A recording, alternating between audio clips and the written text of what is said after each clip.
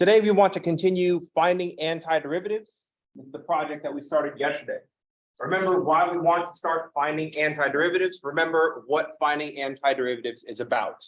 The first step is recognizing that this business finding antiderivatives, the first step is taking all the derivatives that you know and making those antiderivatives that you know. Just reverse the process. The derivative of cosine is negative sine. So the integral of negative sine is cosine plus c. One detail we should note is that because the derivative of any constant is equal to 0, we're not going to be able to quite make an inverse process. So we're not going to have quite an inverse operation because of the plus c business. We don't know where we ended up. But the antiderivative itself will define a family of functions, and the only difference will be the plus c at the end.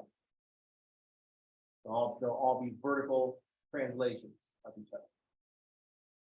The notation we're going to use for antiderivatives is indefinite integral, and I've already started calling the process integration rather than antidifferentiation.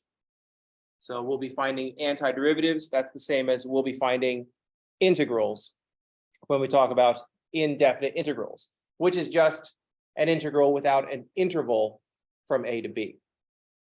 So there's our indefinite integral notation and how we turn it around from a derivative that we know.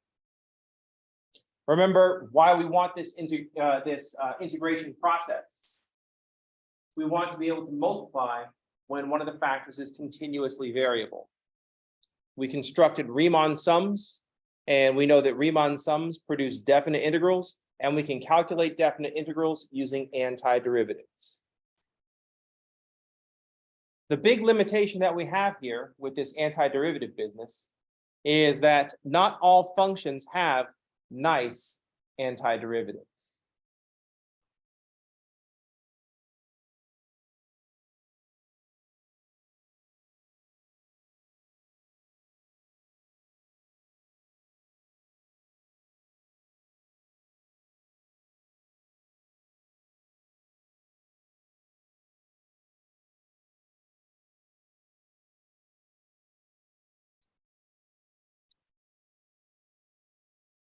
Not all functions will have nice antiderivatives that we can just go out and find. Not that we can't find them, they can't be found because they aren't there. They don't have, some functions do not have nice antiderivatives.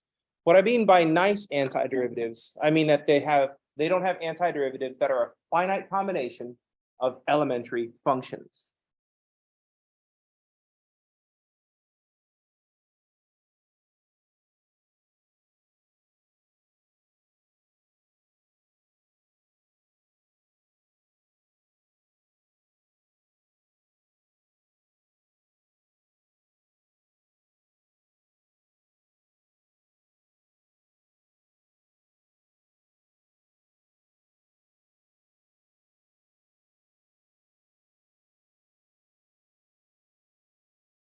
So some functions do not have an antiderivative that can be expressed with a finite combination of elementary functions. We either have to use an infinite combination of elementary functions or a finite combination of non-elementary functions. This is okay because the second part of the fundamental theorem of calculus says that we can construct an antiderivative. So this just means that if we can't find a nice antiderivative, we're going to have to approximate one.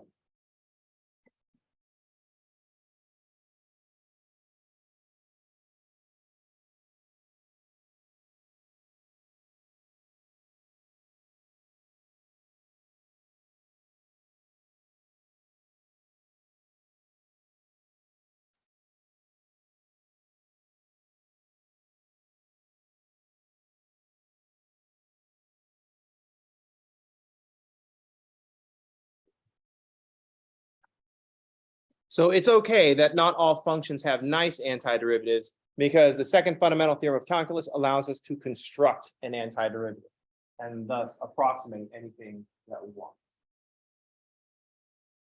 but we're still going to learn the process. Usually when we get to this point, we wonder why we have to learn this process. In the beginning, it's going to be a pretty simple process and no one will question it because everybody will be able to find the antiderivatives they need to find. No one will worry about it. But it's going to start getting more and more complicated, like when we get to trigonometric substitution. And then you're going to start asking the question of math. The question that gets asked in every math class, no matter what. And that question is, when am I ever going to do this? As if all these classes are all about you, for one thing. And second of all, probably not, you're not. It would be really weird if in your future you find yourself doing trigonometric substitution, which is not quite the point of doing trigonometric substitution.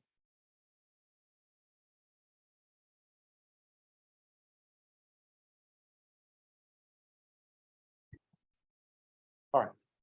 That does raise the question, what is the point of doing all this? What is the point of doing all these operations if we're not going to be doing these operations in the future? And I'm not entirely sure. One half of me says this is tradition and nostalgia, which is just peer pressure from dead people. It's kind of messed up. The other part of me says this is good training. This is like going to the gym for your mind. Can you learn an abstract process? Let's find out. And then part of me says, should we cede all this power to computers? Since that's how we're going to do things anyway. You know what I mean? So it's kind of a complicated scenario. But the fact remains, after you get out this class, people are going to expect you to be able to find some antiderivatives. So here we are.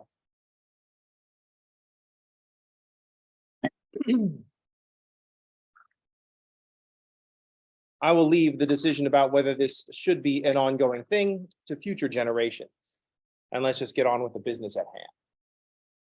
That being said, let's find some antiderivatives.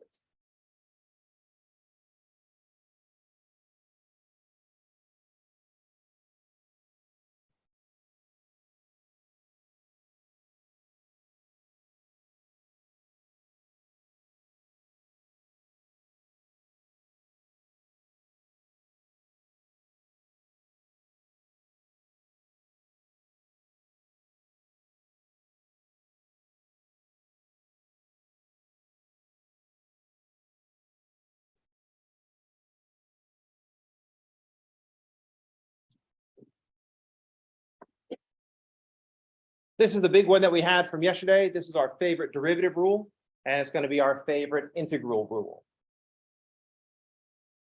Derivative says multiply by the exponent, then subtract 1 from the exponent. So inverting that process means add 1 to the exponent, then divide by the new exponent. And then write plus c because we can't have an inverse process if all the constants just differentiate down to 0.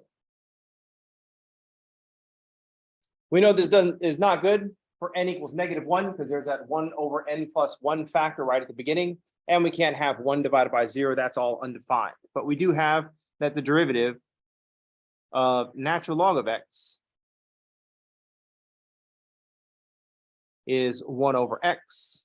And so that means for the n equals -1 case, the integral of 1 over x dx is natural log of absolute value of x plus c. In this case, we need the absolute value of x so that our domains line up.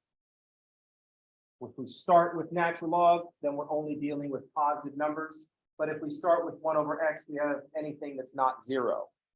So I need to write natural log of x to cover anything that's not 0.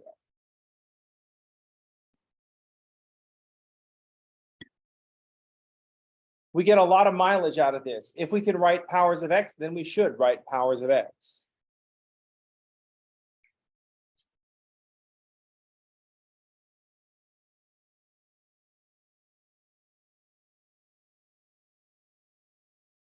So for example, if I have 1 over x to the 3rd, we're going to write this as x to the -3.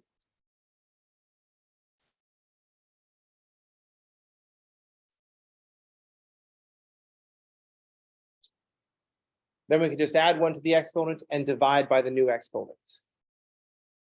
So we'll add 1 to the exponent, -3 plus 1 is -2, and then divide by the new exponent. Put plus C so we don't lose 1,000,000 points.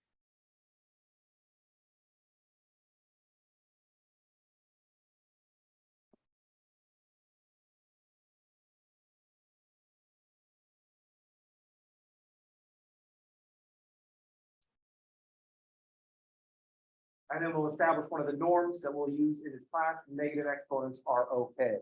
You can leave negative exponents and avoid doing any simplification. If you're like, oh, no, I am trained in algebra, I will simplify my negative exponents, then by all means.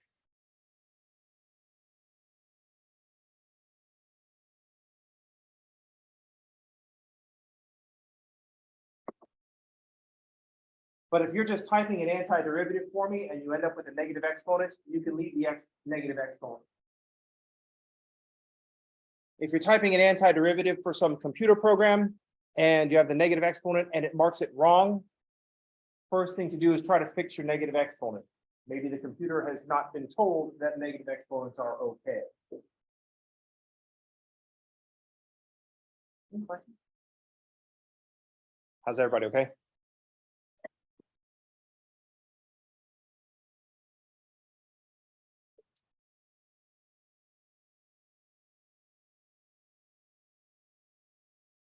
If we can write powers of x, then we'll write powers of x.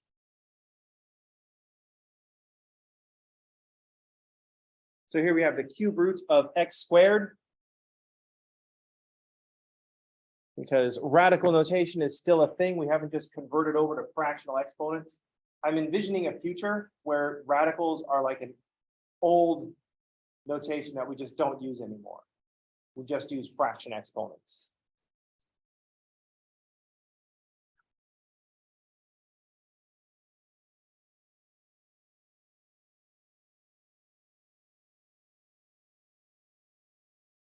If we can write a power of x, then we should write a power of x.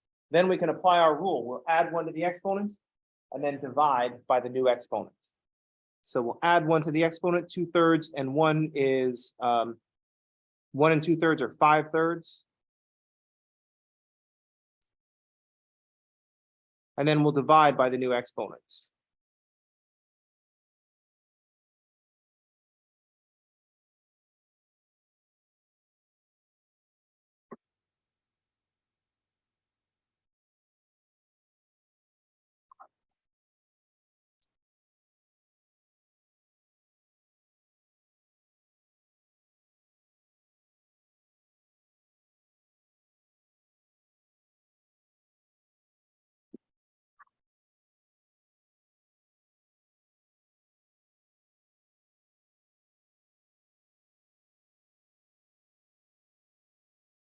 This problem was originally written in radicals, but it's okay if you want to write your answer with fraction exponents. If you are typing antiderivatives for me, go ahead and use a fraction exponent. If you're typing an antiderivative that has a fraction exponent in a computer system and it's telling you that it's wrong, you might have to go and fix it into radical notation. So you might want to write this as 3/5. And this will be the cube root of x to the 5th.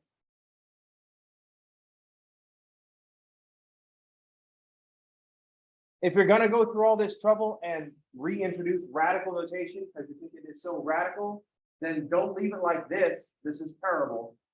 Even though in a land of computers, there's no reason to simplify this any further. But I mean, if we're going to be excessive all the way. And simplify, the cube root of x to the 5th is an x times the cube root of x squared.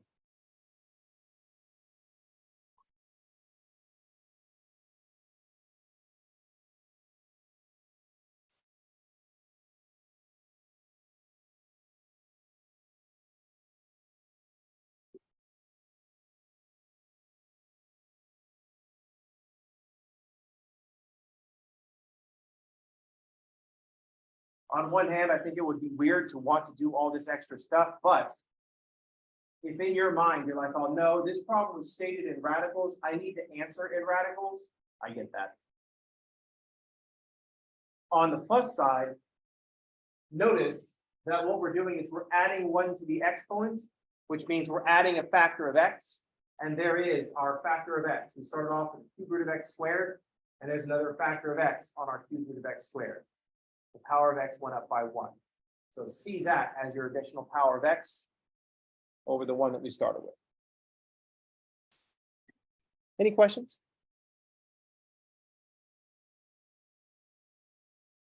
How's that, everybody okay? In your algebra classes, did you simplify radicals? Like, were you allowed to say square root of 20 and leave that as an answer? Is that acceptable? I should rephrase. Was that acceptable? I'm not trying to trick you. When you're like, oh yeah, that's fine. I'd be like, oh, haha, no, it's not. 1,000,000 points off. Square root of 20. Does anybody have any kind of reaction to square root of 20? How would we simplify this?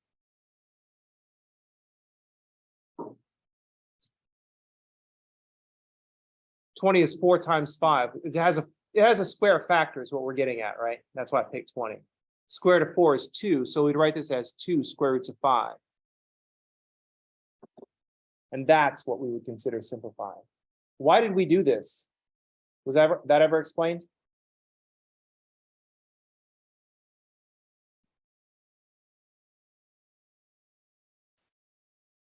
Part of it, yeah. But part of the reason that we wouldn't want the square root of 20 is that no one knows just offhand what the square root of 20 is. But if you recognize the square root of 20 as 2 times the square root of 5, since you do know offhand what the square root of 5 is, you just take the square root of 5 that you remember and multiply it by 2. Because everybody remembers the square root of 5, right? I'm kidding, of course. No one has to remember what the friggin' square root of 5 is anymore. Actually, what's the square root of 20? It's approximately 4.4721. That's how we would find out the answer if we needed to know the answer. Does that make sense? But in the lands before time, when dinosaurs roamed the earth and we didn't have massive amounts of computing power in our pocket, or like a calculator, weak amounts of computing power carried around in our pocket, or like even a slide rule. To calculate the square root of 20, we would have to just know the square root of 5. I don't remember the square root of 5 because I'm not that old. What's the square root of 5? The answer is approximately 2.236. Siri, that's not actually the correct answer. You should make fun of me because I just asked you what the square root of 20 was. And you know that I know that it's 2 times the square root of 5. And I could have just divided my previous answer by 2.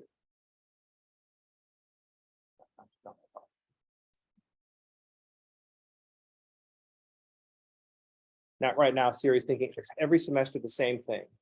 Get a new shtick. I'm like, oh no, I'm too old to do it.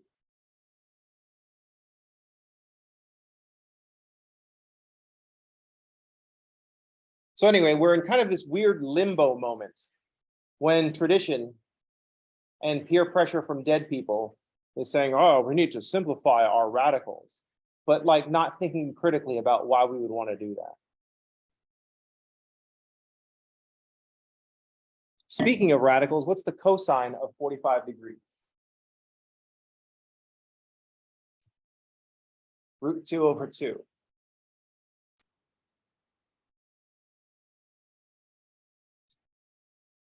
Usually what happens when we're drawing the triangles, we don't get root 2 over 2 because we make the sides 1 and then the hypotenuse is the square root of 2.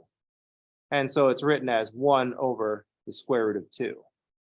And your trigonometry instructor may have been like, oh no, we can't have a radical in the denominator.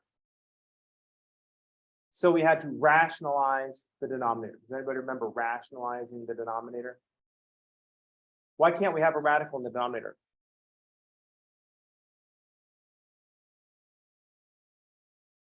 Because someone in authority said so. See, that's the subtle thing that's kind of being impressed upon you when you're a young person.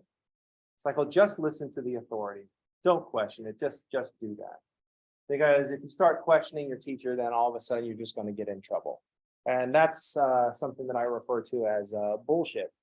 So there is a reason that we don't want a radical in the denominator.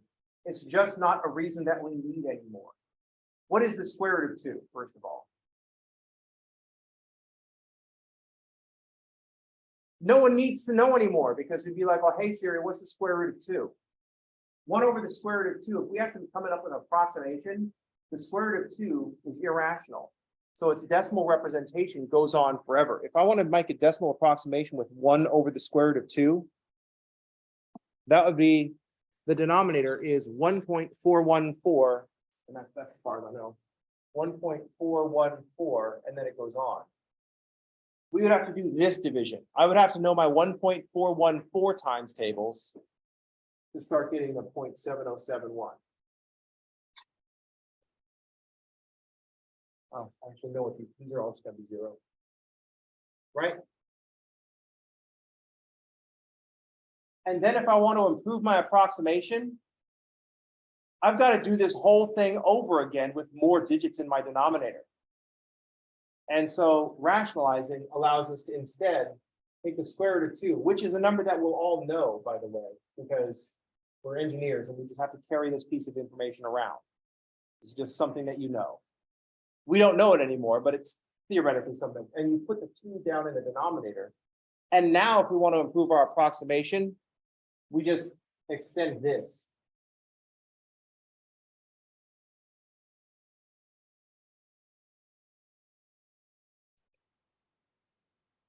But now if I need to know what the square root of 2 over 2 is, first of all, I already know it to a good degree of accuracy. And second of all, if I forget what it is, what's the square root of 2 divided by 2? The answer is approximately 0.7071. She just copied that off of what I wrote on the board. Oh, shoot. For those of you at home, I wrote some stuff on the board.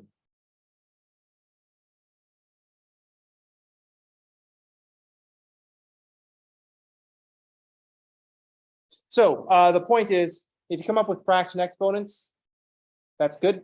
That's fine. Even if the problem started at radicals. If you feel the need to simplify, if you wrote cube root of x to the 5th, I would let that, that's fine. That's fine. But if you're going to simplify, simplify. Commit. Be extra. Don't be half extra. Just be full extra.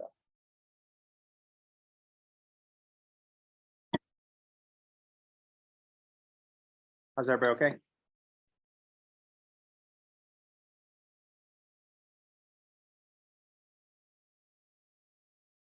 Continuing on the theme of if you can write powers of x, then write powers of x.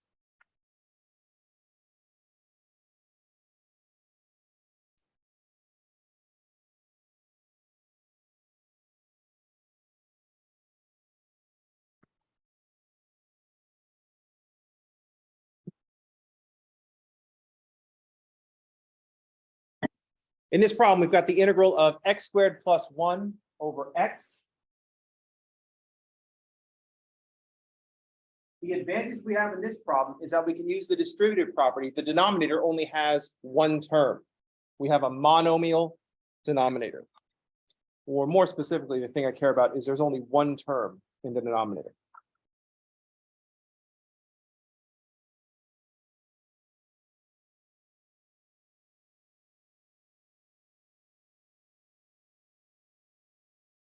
Since there's only 1 term in the denominator, I can use the distributive property.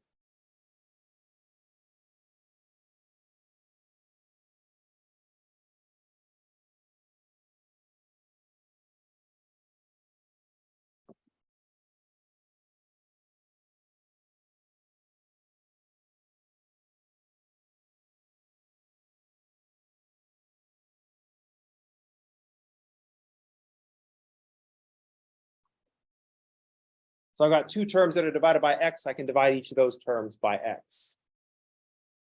X squared over x, that's just x.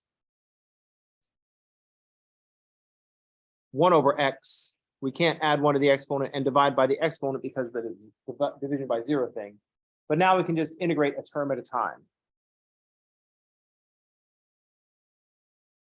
Add 1 to the exponents, divide by the new exponents. 1 over x is difference, natural log absolute x plus c.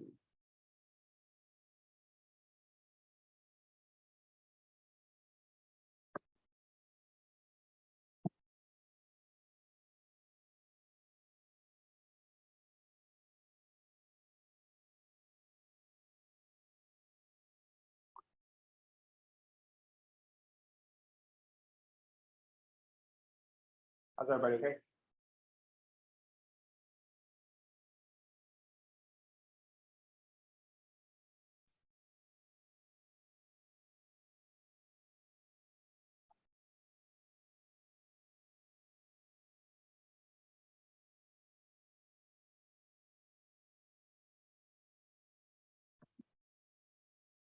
Note that this is not, we can't split the x over the x squared plus 1.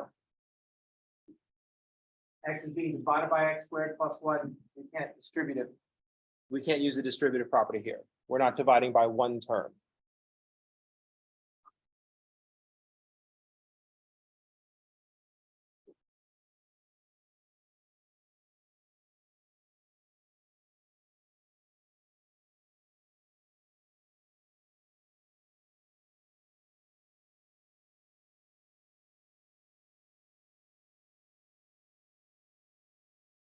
So we can't use the distributive property here. There's no fancy rules going on with math. This is just how numbers work and how numbers don't work. When we add things, we only add things that are the same. And when we add them, it doesn't change what they are. Sameness in fractions is a common denominator. The distributive property that I used in the first example is just the undoing of adding fractions with a common denominator. We don't have similar things for common numerators. We're never concerned about getting a common numerator. That's not sameness in fractions. So there's no distributive property. This previous problem is just a common denominator, reverse common denominator.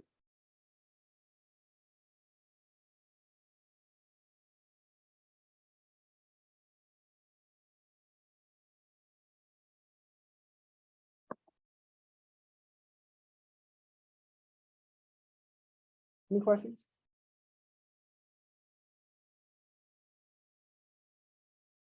If you're looking at this and thinking, of course I knew that. I've been through an algebra class. Eventually I will find some algebra that you are unaware of. So just-in-time algebra support is always on. I just check that box and use it as a default setting.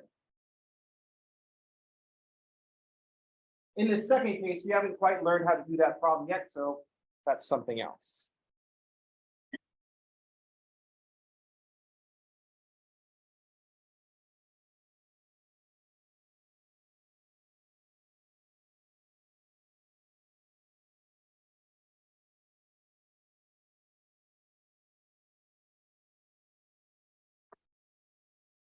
So we're going to save that one for later.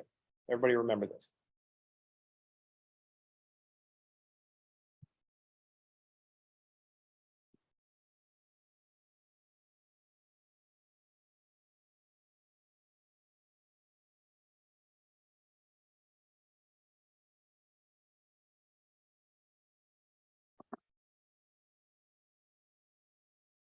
I don't have to worry about a distributive property if I change my numerator x to just 1 over x squared plus 1. What function has a derivative of 1 over x squared plus 1?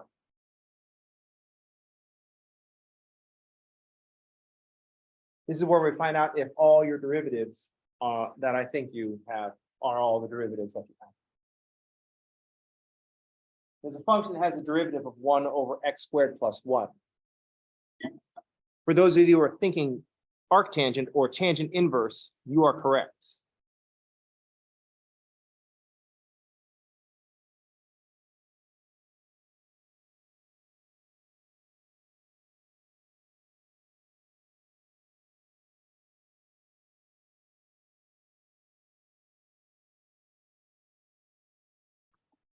Remember that if I write tangent to the -1 of x, we're not going to say tangent to the -1. We're not going to read that as an exponent on tangent.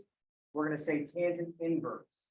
If you want to avoid the confusion, so no one is worried, if you're worried that someone might see tangent to the -1 and say, why didn't you just write cotangent? It's because we meant arctangent x or inverse tangent. So we can either pronounce this as arctangent or inverse tangent.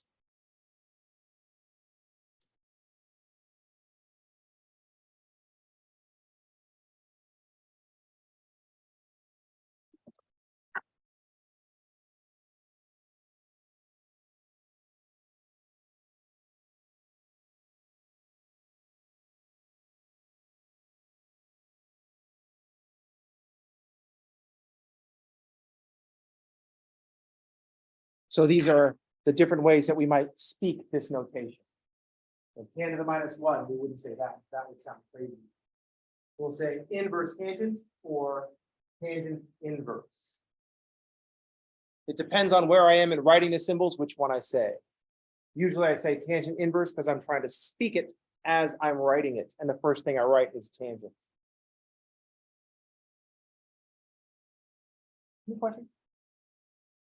Does anybody have a preferred notation for your inverse trig function? I'll find out. We'll find out who's on team arc and who's on team exponent of -1. That's not really an exponent of -1.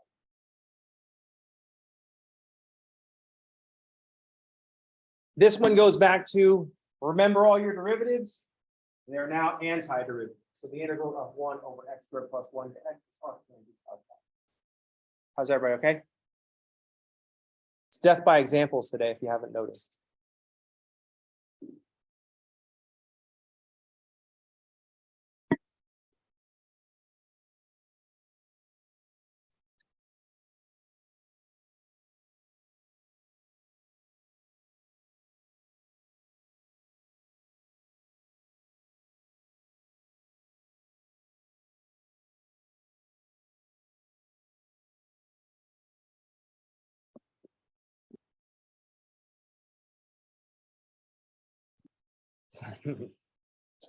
More examples.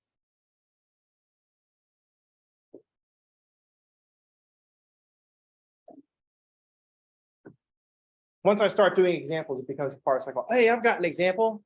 And then some tell me a function. It's like, all right, let's do that. Here's another example. Here's another example. And then I'm like, oh, hang on a second. Are these just your homework problems? And you're like, oh, no, yes.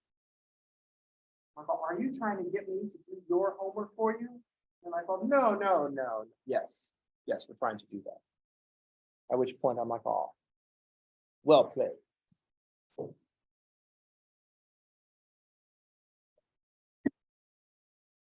At which point I'm like, oh, well, I'm not just going to do your homework problems for you. And you're like, oh, all right. We admit we were trying to be manipulative. Hey, I'm confused on one of our homework problems. It's this one. Can you do that one? And I'm like, oh, yeah. And then you're like, I'll prove it. And I do the problem. And you're like, oh, okay, I understand now. I have another question. And I'm like, oh, hang on a second. Are you just trying to get me to do your homework for you? And you're like, oh, dude, didn't you already figure that out? Damn it, well played.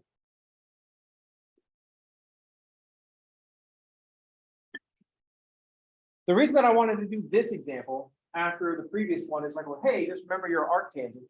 And the one before that's like, oh, we don't know how to do that one yet. And we get to this one, and it has that same format. We have the denominator of x squared plus 1. First of all, I want to reinforce the fact that we can't just use the distributive property because we're dividing by x squared plus 1. Second of all, I want to point out that integration is going to be weird because we don't just have 3 simple rules like we did for derivatives. With derivatives, you learn some base derivatives, product rule, quotient rule, chain rule. You don't even need the quotient rule, product rule, and chain rule. And there's not a derivative, a function that I can put together that you can't take apart with those rules and some basic derivatives. You're done with differentiation. Turns out when we invert that process, things just get kind of weird. Look how similar these functions are. One of them is a memory check. One of them is for the next chapter, entire next chapter. And then one is just like x squared is being divided by x squared plus 1. It looks so similar. But we actually have tools for dealing with this one. We're just going to rewrite what we're dealing with. We can write powers of x, and we should write powers of x. What we notice about this integral is that there's an x squared over an x squared. This is kind of an improper fraction of rational functions. The degree in the numerator is the same as the degree in the denominator.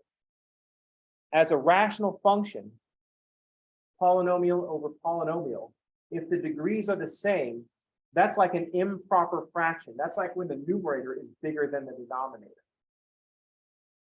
Even though the denominator is x squared plus 1, which is like literally bigger than x squared. That's not the bigger we're talking about. We're talking about bigger by degree, or the same by degree. So this we're going to think of as like an improper fraction.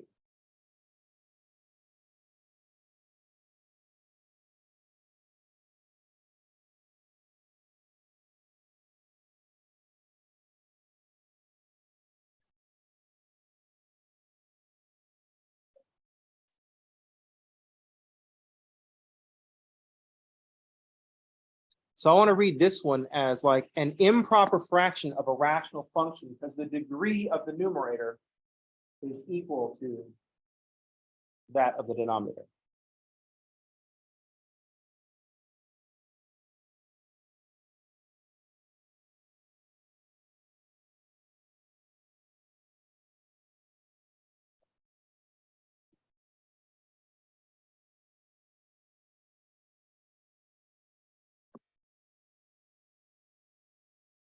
This gives us something to do from the algebra category. Now, if we have an improper fraction, 5/3. What is 5/3 as a mixed number? 1 2/3. How do we get at 1 2/3? We divide. We're just thinking, how many times can we subtract 3 from 5 before we go negative? So we just divide. We do 3 into 5. 3 goes into 5 one time. 1 times 3 is 3. 3 minus 5 is 2. I don't know what incantation you use to remember long division. Those are the words that I was programmed with. I was programmed with when I was a kid, and I can't get rid of them.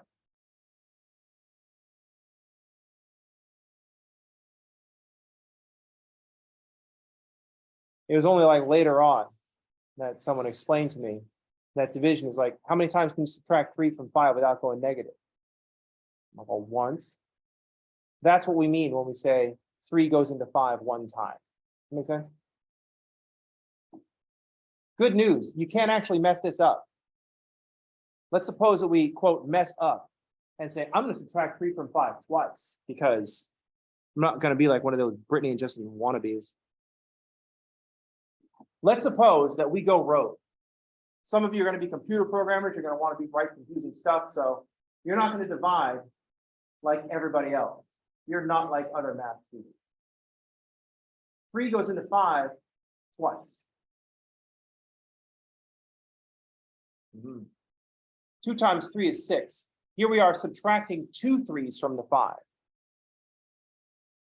What's 5 minus 6? -1. Once again, I don't know what incantation you were taught for subtraction, but if it said like 3 minus 7, my teacher was like, oh, you can't take 7 from 3. You have to borrow. And then only later did I realize when I was taking student loans, I'm like, oh my God, I was programmed to do this horribly bad idea when I was a child. It's like, oh, I can't take 7 from 3. I have to borrow. Yes, borrow. Borrow from the bank at high interest. Fuck. Happened when you were a child. What is 5 minus 6? -1. Because immediately the next class, they're like, oh, can you take 6 from 5? And you're like, oh, no, I remember that from before. And the teacher's like, oh, wrong. It's -1. You're like, oh. Don't be like lying to children. That's like messed up. 5 minus 6 is -1. So over here, we're like all 1 2/3. And over here, we're like, oh, well, 2 and -1/3. Well, shit, what's 2 and -1/3? 1 2/3. You can't mess this up. 2 and -1/3 is just a weird way of saying 1 2/3. So you should fix it and translate it for the normal people so that they'll understand. You know what I mean? So this is what we'll lead with tomorrow. If you're going to try to read along in the book, it's never a good idea to try to read along with the book when I'm doing stream of consciousness style of finding antiderivatives, because this one is like from 7.3 or 4. But we have an algebra answer for this, and it's this answer, this long division business. That's going to do it for today. I will see y'all on tomorrow. Everybody have a good day, and thanks for playing.